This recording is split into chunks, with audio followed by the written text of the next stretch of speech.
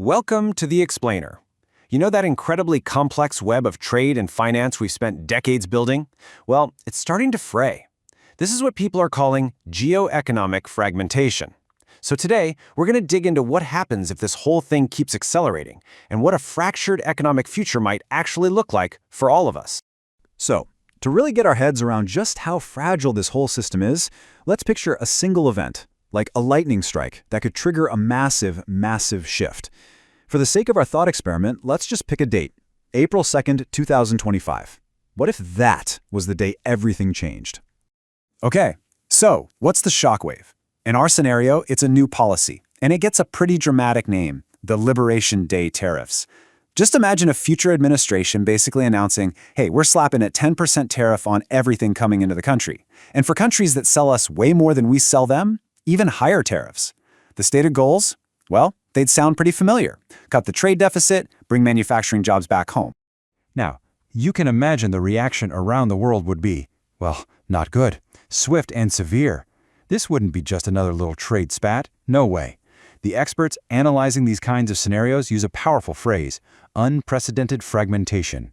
Think of it like a seismic shock, something that shatters decades of how we've all done business together and forces everyone, everywhere, to tear up the old playbook. All right, so the stage is set. But what does a shockwave like that actually do? Let's talk about the immediate, real-world effects this would have on the global economy. Well, the very first thing that happens is paralysis. Pure and simple. See this number? 900. That's a hypothetical spike on the Trade Policy Uncertainty Index, which is basically a fancy way of measuring economic fear. And look at that spike. That's a 10-fold jump compared to the last decade. I mean, it blows all the old peaks right out of the water. When fear hits that level, businesses everywhere just slam on the brakes. Investments get frozen, big plans get put on ice, the whole global economic engine just starts to seize up. And that initial paralysis, it sets off the first big domino. The chaos spills over from the world of spreadsheets and indices into the physical world. The world of shipping containers, factories, and the incredibly complex systems that move stuff all over the planet. To really get why this is such a big deal, you have to understand something called global value chains, or GVCs. Honestly, the best way to think about them is as one giant, planet-sized assembly line. You see, almost nothing these days is made in just one country. Production is sliced and diced into a million little steps, spread all over the globe, all to get the best efficiency. This is the engine that drives more than 2/3 of all world trade. And this right here just shows you how ridiculously interconnected it all is. You have an idea born in one country, using raw materials from another, with specialized parts like semiconductors coming from somewhere else entirely. Then it all gets assembled in yet another country and finally sold everywhere. So what happens when you break just one little link in that chain? Absolute chaos for everyone else down the line. I mean, just think about a modern car. It's got something like 30,000 different parts. And its supply chain, it can be 10 layers deep, with bits and pieces coming from literally every corner of the world. So when tariffs, like the ones we're talking about, suddenly hit, that beautifully intricate web just gets ripped to shreds. It would trigger a frantic worldwide scramble to find new suppliers, new shipping routes, new everything. You know, in every crisis, there are winners and losers. And this scramble would absolutely create a new class of winners, the connector countries. These are the nations that would become the world's new middlemen, right? Companies would be scrambling to reroute their entire operations through places like Mexico for the auto industry, Vietnam for tech parts, Poland as a gateway to Europe, and Indonesia for its critical raw materials. All of this just to get around a direct trade fight. So you've got chaos in the world of physical goods. Well, that kind of chaos never stays put. It was bound to spill over into the world of money. A full-blown trade war would put incredible pressure on one of the biggest pillars of the global economy, the US dollar.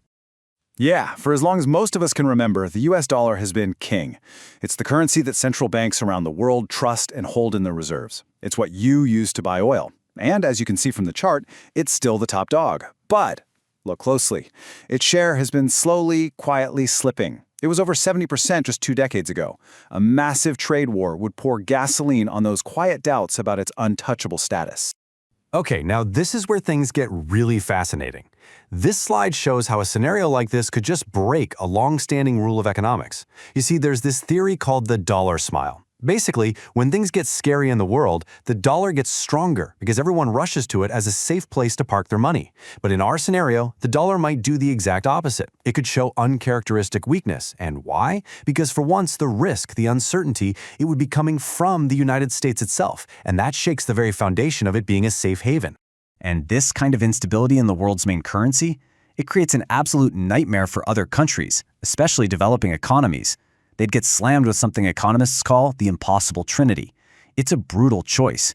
You can't control your currency's value, the flow of money in and out of your country, and your own interest rates all at the same time. You have to pick. And with a wobbly dollar, every single one of those choices becomes a painful one. So, with the old-school financial system now looking like it could be used as a weapon, what do you think countries would do? They'd hit the gas on a project they've already been tinkering with for years, building a totally new alternative system from the ground up. And this is exactly where Central Bank Digital Currencies, or CBDCs, enter the picture. Think of them as official digital versions of a country's own money, issued by their central bank. And this isn't some far-off fantasy. Right now, over 100 countries are already working on these. Let's be clear, this isn't just a tech upgrade. It's a deeply strategic move to build new payment rails that exist completely outside of the traditional dollar-dominated financial plumbing. And the difference in how these things work, it's night and day. The old system, on the left, relies on things like SWIFT. A payment can take days to clear as it bounces between different banks, and it almost always has to be converted into US dollars along the way. But these new systems, they're direct, peer-to-peer. Transactions can settle in seconds for a tiny fraction of the cost. And crucially, they let countries trade directly with each other in their own currencies. They can just bypass the dollar entirely. And I really want to stress, this isn't science fiction. These systems are already up and running and moving huge sums of money. China's digital yuan, it's already processed trillions of dollars worth of transactions. The private market for stablecoins is now over $250 billion, and projects like Enbridge have proven they can handle real, actual international trade. What we're seeing is the creation of credible exit ramps from the dollar-centric system. You know, all of this creates a really tricky paradox for the United States. On one side, it wants to regulate private digital currencies to make sure they're still tied to the dollar's power. But on the other side, political roadblocks have basically stalled the creation of an official digital dollar, and that inaction is a huge risk. The US could find itself standing on the platform watching the train leave the station, as the rest of the world builds the financial infrastructure of the future without them. So, we've talked about supply chains, the dollar, and new digital money. This all builds to one final, bottom-line question. What's the actual long-term cost of living and trading in this new, more fragmented world? Well, big institutions like the IMF have already painted a pretty gloomy picture. They've described the long-term outlook for the global economy with a very stark phrase, dim prospects. And you can see why. Projections like these show a clear, worrying trend of slowing global growth. It turns out, this kind of fragmentation, it's a drag on everybody's prosperity. So why the slowdown? What's actually happening? The fancy economic term is suboptimal reallocation of resources. But in plain English, it just means the world becomes less efficient. That global assembly line we spent decades perfecting, it was designed to make things at the lowest possible cost.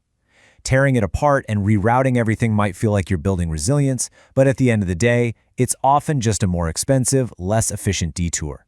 And that holds back growth for everyone in the long run. And that leaves us with our final, really critical question. Look, the world isn't falling apart, but it does seem to be rewiring itself in a fundamental way into competing trading blocks with their own separate supply chains and maybe even rival payment systems. We're all adjusting to this new, uncertain reality, and it forces us to ask, is the era of a single, interconnected global economy over for good?